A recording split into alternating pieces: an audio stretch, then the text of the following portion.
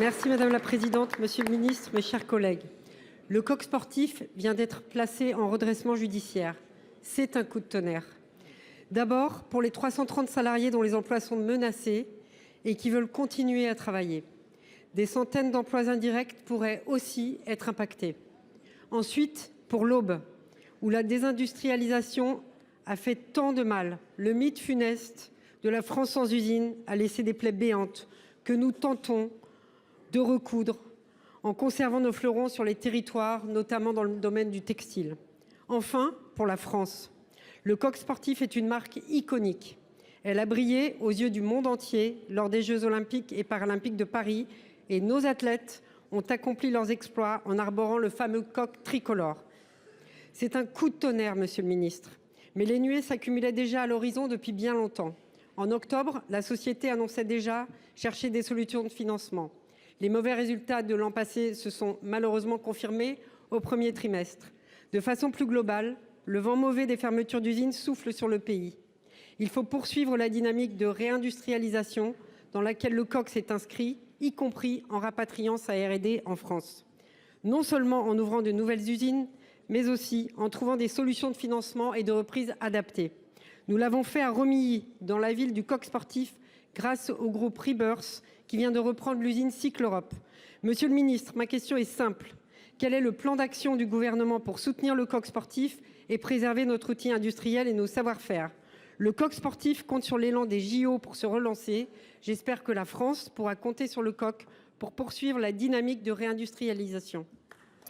Pour vous répondre, la parole est à monsieur Antoine Armand, ministre de l'Économie, des Finances et de l'Industrie.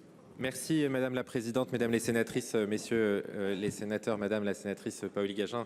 Merci pour votre question, merci pour votre engagement en faveur de l'industrie dans votre territoire de l'Aube qui, vous l'avez rappelé, a été éprouvé durement ces dernières décennies par des vagues de désindustrialisation. Et même si depuis 2016, ce pays crée plus d'emplois industriels qu'il n'en supprime, cela n'empêche pas des situations extraordinairement difficiles comme celle que vous avez soulignée, celle du coq sportif, une marque absolument emblématique, vous l'avez rappelé, qui a brillé pendant les Jeux olympiques et paralympiques, qui emploie 350 personnes en France sur 410 personnes dans le monde et pour laquelle l'État a été au rendez-vous. D'abord par un prêt garanti par l'État de 10 millions d'euros en 2023, par un prêt du Fonds de développement économique et social que vous avez contribué à solliciter et à apporter au territoire et nous vous en remercions en 2024.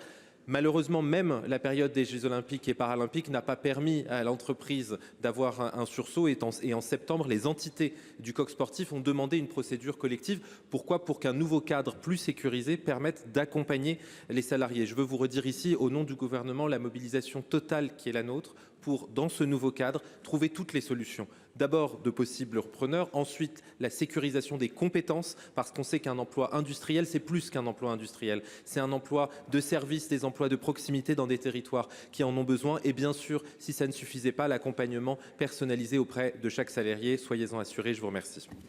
Madame Paoli-Gagin.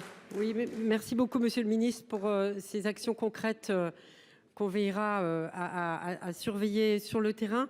Je voulais juste rappeler que le Premier ministre nous a parlé d'un potentiel livret pour financer l'industrie. Je voulais rappeler que notre groupe avait soutenu une proposition de loi dont j'étais l'auteur en 2021. En ce sens, il faut drainer l'épargne des Français pour financer le tissu industriel sur notre territoire.